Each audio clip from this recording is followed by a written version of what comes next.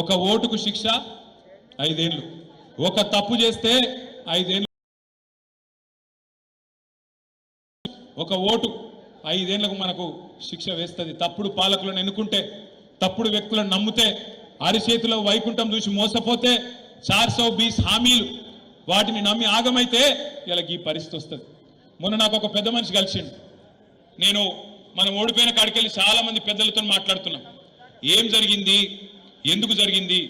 ఎందుకంటే మంచిగా పనిచేసినాం, రైతును బాగా చూసుకున్నాం, పిల్లలకు ఉద్యోగాలు ఇచ్చుకున్నాం, ఉద్యోగులకు బ్రహ్మాండంగా జీతాలు పెంచుకున్నాం, మహిళలను అరుచుకున్నాం, మంచిగా అన్ని కుల వృత్తులను కాపాడుకున్నాం. ఏం జరిగిందన్న అని అడిగిన. అడిగితే ఆ అన్న ఒకటే చెప్పిండు, రామాయణం ఏంది అంటే ఒక పెద్ద మంది చెప్పిండట, కట్టే కొట్టే తెచ్చే. అట్లాగే అన్న చాలా కారణాలు ఉండొచ్చు, కానీ 3 ముఖ్యమైన కారణాలు చెప్తా అన్నాడు. ఏంటిదే అన్న? ఆయన ఏమన్నాడు ఎరికేనా? అన్న మీ మీద ఒక ప్రయోగం చేసిండ్రే, మీ పార్టీ మీద, అసూయ, ద్వేషం, ఆశ. అసూయ, ద్వేషం, ఆశ, ఈ 3 ప్రయోగం చేసిర్రు మీ మీద అన్నాడు. అంటే ఏంటిది అన్న? ఇప్పుడు సింపుల్గా ఏం చేసిర్రు వాళ్ళు? ఒకటే ఒక పని. ఈ ఒక రవిశంకర్ అన్నాడు, చూసినావు సొప్పదండి ఎమ్మెల్యే, చూసినావా? రవిశంకర్ కొత్తిల్లు కట్టిండు, చూసినావా? బా, ఈయననే ఇంత కట్టుకున్నాడంటే, ఈయననే ఇంత సంపాదించుకున్నాడంటే పైన ఎంత సంపాదించుకున్నాడో అని చెప్పి ఎక్కడికక్కడ ఎక్కించుడు.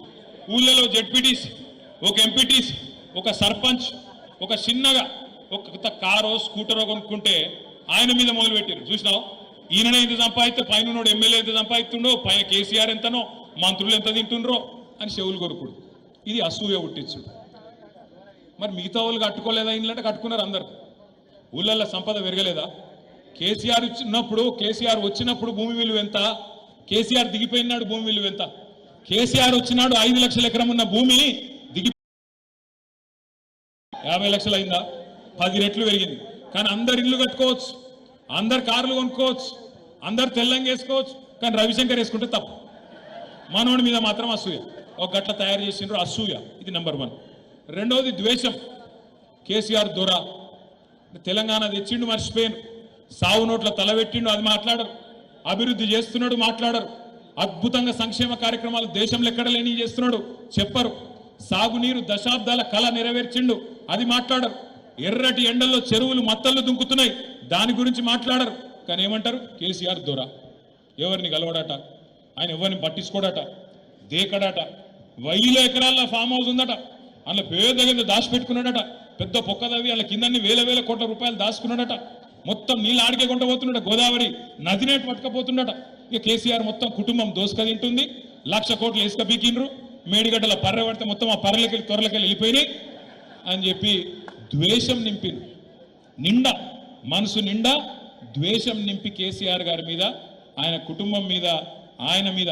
ఎందుకంటే అభివృద్ధి మాట్లాడలేరు, సంక్షేమంలో మనం సవాల్ చేయలేరు, అభివృద్ధి విషయంలో ఛాలెంజ్ చేయలేరు. మరి మీరేం బిక్కినరా 50 ఏళ్ళు అంటే ఎవరి దగ్గర సమాధానం లేదు. కాబట్టి అట్లా ద్వేషం నింపింది. అసూయనేమో స్థానిక నాయకత్వం మీద పెంచింది. ద్వేషం కేసీఆర్ గారి మీద, కుటుంబం మీద నింపేటట్టు దొర దొర దొర దొర అని. దొర ఎవడు దొంగ ఎవడు? ఇప్పుడు ఇవాళ దొర వేండి దొంగ వచ్చి కూర్చున్నాడు. ఇవాళ నేనేమంటున్నా అంటే ఆఖరికి ఏం చేసిండ్రు?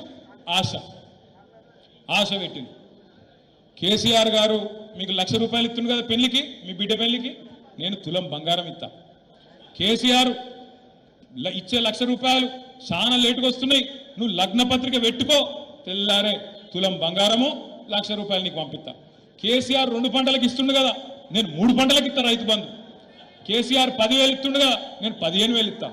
కేసీఆర్ 2,000 పెన్షన్ ఇస్తుండు కదా, నేను 4,000 ఇస్తా. కేసీఆర్ ఒక అవ్వకో తాతకో ఇస్తుండు, నేను ఇద్దరికి ఇస్తా, ఇంట్లో ఇద్దరికి ఇస్తా. ఇట్లా ఆశ పెట్టే వరకు పాపం పేదవాళ్ళని మనం ఏమైనా అనగలుగుతామా? అదే పేదవాళ్ళు, అదే ప్రజలు మనకు 2 సార్లు అధికారం ఇచ్చింది. 3వసారి ఇవాళ ఈ దుర్మార్గమైన కాంగ్రెస్ పార్టీ చేతిలో మోసపోయినరు. ప్రజల తప్పు లేదు, ప్రజల తప్పు ఎంత మాత్రం కాదు. మనమే చక్కగా చెప్పుకోలే, మనం చేసిన పని చెప్పుకోలే. వీళ్ళు లంగలు దొంగలు, వీళ్ళ చేతుల మోసపోతే మళ్ళీ గోసపడతామని కేసీఆర్ గారు ఏ మాట అయితే చెప్పిండో దాన్ని కిందికి తీసుకుపోవడంలో మనం ఫెయిల్ అయినాం తప్ప మన నాయకుడు కేసీఆర్ గారు ఎక్కడ కూడా ఫెయిల్ కాలే. కేసీఆర్ అద్భుతంగా పనిచేసిండు కాబట్టే ఇలా భారతదేశంలో నెంబర్ 1 ముఖ్యమంత్రి ఎవరు అని ఆర్టిఫిషియల్ ఇంటెలిజెన్స్ లో ఒకటి ఉంటుంది గ్రాక్ అని, ఏళ్ళప్పుడు వచ్చింది గ్రాక్ అని. ఆ గ్రాక్ ని అడిగి 75 సంవత్సరాలలో నెంబర్ 1 ముఖ్యమంత్రి ఎవరంటే ఆ గ్రాక్ కూడా చెప్తున్నది కేసీఆర్ఏ నెంబర్ 1 ముఖ్యమంత్రి అని. అందుకే నేను అంటున్నా, ఇవాళ మళ్ళీ తిరిగి ఈ గులాబీ జెండా ఏదైతే తెలంగాణ ప్రజల గుండె ధైర్యంగా ఉన్నదో ఈ గులాబీ జెండా మళ్ళీ ఎగరాలనేది నాకు మంత్రి పదవి రావడానికో, వేదిక మీద కూర్చున్న వాళ్ళు కొంతమంది ఎమ్మెల్యేలు అయితందుకో, ముంగట్టున్న మా ఆడబిడ్డలు కొంతమంది లీడర్లు అయితందుకో కాదు. ఇవాళ గులాబీ జెండా తిరిగి ఎగరాలి అనేది ఒకే ఒక్క కారణంతో, కేవలం ఈ తెలంగాణ, ఏ తెలంగాణనైతే కేసీఆర్ సావు నోట్లో తలబెట్టి 1000-1200 మంది పిల్లలు తమ ప్రాణాలు ఇచ్చి తెచ్చిండ్రో, దుర్మార్గుల చేతుల్లో ఇవాళ ఆగమాగమైతుంటే తిరిగి ఈ తెలంగాణను కాపాడాలంటే ఒకే ఒక్క నాయకుడు వల్ల సాధ్యం. ఎవరా నాయకుడు? అవి అందుకు కావాలి తప్ప 10 ఏళ్ళు కేసీఆర్ గారు ముఖ్యమంత్రిగా చేసిరు. ఆయనకేం పదవుల మీద మోజు లేదు, ఆయన కొత్తగా వచ్చే పదవి ఏం లేదు. ఆయన నేను కానీ ఇవాళ ఈ వేదిక మీద కూర్చున్న మనందరం కానీ తెలంగాణ ప్రజలు కానీ కోరుకుంటున్నది ఇవాళ టీఆర్ఎస్ బీఆర్ఎస్ తిరిగి గెలిచి రావడం అనేది చారిత్రక అవసరం. ఆనాడు 24 ఏళ్ల కింద టీఆర్ఎస్ ఎట్లయితే ఒక చారిత్రక సందర్భంలో పుట్టిందో, ఇవాళ తిరిగి టీఆర్ఎస్ గెలవడం కూడా మన కోసం కాదు, ఖచ్చితంగా తెలంగాణ ప్రజల కోసం మనం గెలవాలి, నిలవాలి. కాంగ్రెస్ ను బీజేపీని ఎండగట్టాలి, ఊరూరా కలిసి కొట్లాడాలి. మనోళ్ళు కూడా అప్పుడప్పుడు చెప్తా ఉన్నారు, అన్న కొన్ని చిన్న చిన్న పొరపాట్లు అయినాయి, కొన్ని చిన్న చిన్న తప్పులు అయినాయి. అవును, అందరం మనుషులమే, కొన్ని తప్పులు అయినాయి, కరెక్టే. పార్టీ నిర్మాణం మనం పట్టించుకోలే, వాస్తవం. పార్టీలో చాలా మందికి పదవులు ఇచ్చేది ఉండే, ఇయ్యలే, వాస్తవం. ఇవన్నీ కూడా సరిదిద్దుకుందాం. ఖచ్చితంగా నేను మీకు మాటిస్తున్నా, ఏప్రిల్ 27 మీటింగ్ తర్వాత కొత్తగా మెంబర్షిప్ కార్యక్రమం ప్రారంభించుకుందాం. మెంబర్షిప్ కార్యక్రమాన్ని ప్రారంభించుకొని కొత్త కమిటీలు, ఈ కొత్త కమిటీలల్లా మొఖాలు చూసేది లేదు. ఇక రసమై బాలకృష్ణ మనిషి, అవ ఆయన కల్వకుంట్ల సంజయ్ మనిషి, గవేం లేవు. పార్టీ మనుషులు కావాలి, పార్టీని కాపాడేటోళ్ళు కావాలి, పార్టీకి నమ్మకస్తులు కావాలి తప్ప వ్యక్తి పూజ చేసేటోళ్ళు వద్దు. కొంతమంది ఎమ్మెల్యే గారు చుట్టూ తిరుగుతూ ఉంటారు, ప్రజల చుట్టూ తిరగరు. ఒక అసంటోళ్ళు వద్దు. ప్రజలలో ఉండేటోళ్ళు అంటే అసంటోళ్ళు కూడా ఉండాలి. ఆయన పురాగా ఎమ్మెల్యేని ఒక్కరిని చేసి విడిచిపెట్టకూరి. అసంటోళ్ళు కూడా ఉండాలి, ఇసంటోళ్ళు కూడా ఉండాలి. కానీ ప్రజలలో ఉండేటోళ్ళు, ప్రజల కష్టంలో సుఖంలో ఉండేటోళ్ళు, వాళ్ళు నడుచుకునేటోళ్ళు, ప్రజలకు మన పార్టీ తరఫున గట్టిగా వాదన అనిపించేటోళ్ళు, వాళ్లకు పెద్దపీట వేద్దాం. కమిటీల నిర్మాణంలో కూడా పెద్దల అనుభవం అంతా కూడా తీసుకుందాం. ఎల్ రమణ గారు ఎప్పుడు చెప్తుంటారు నాకు, అన్న మనం ఒక సుశిక్షితులైన కార్యకర్తల బృందాన్ని తయారు చేసుకోవాలి, ఇంకా 3 ఏళ్ళు టైం ఉంది.